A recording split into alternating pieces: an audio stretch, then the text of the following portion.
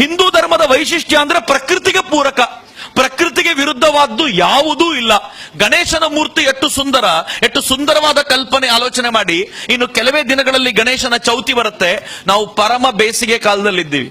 ಈ ಬೇಸಿಗೆ ಕಾಲದಲ್ಲಿ ಎಲ್ಲ ಜೇಡಿ ಮಣ್ಣನ್ನ ಕೆರೆಯಿಂದ ಹೂಳೆತ್ತಿ ತಗೊಂಡು ಬರ್ತಾರೆ, ತಗೊಂಡು ಬಂದು ಗಣೇಶನ ಮೂರ್ತಿ ಮಾಡ್ತಾರೆ. ಕೆರೆಯನ್ನು ಹೂಳೆತ್ತೋದು ಗಣೇಶನ ಮೂರ್ತಿಗೆ ಪೂರಕವಾಗಿದ್ದು ಅಂತ.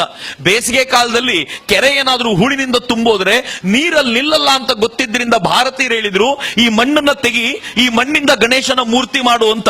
ಸೆಪ್ಟೆಂಬರ್ ವೇಳೆಗೆ ಜೂನ್ ಜುಲೈಗೆ ಶುರುವಾಗುವಂತ ಮಳೆ ಸೆಪ್ಟೆಂಬರ್ ವೇಳೆಗೆ ತೀವ್ರ ತೆರನಾಗಿ ಬಂದು ಎಲ್ಲ ಕೆರೆಕಟ್ಟೆಗಳು ತುಂಬಿ ಒಡೆದೋಗೋ ಸಮಯದಲ್ಲಿ 3 ದಿನ 5 ದಿನ ಗಣೇಶನಿಟ್ಟು ಪೂಜೆ ಮಾಡಿದ ನಾವು ಆ ಜೇಡಿ ಮಣ್ಣಿನ ಗಣೇಶನ್ ತಗೊಂಡೋಗಿ ಕೆರೆಗೆ ವಿಸರ್ಜನೆ ಮಾಡಿ ಕಟ್ಟೆ ಒಡೆದೋಗೋ ತರ ನೋಡ್ಕೊಳ್ತೀವಲ್ಲ, ಇದು ಒಡೆದೋಗದೆ ಇರಲಿ ಅನ್ನೋ ಪ್ರಯತ್ನ ಮಾಡ್ತೀವಲ್ಲ.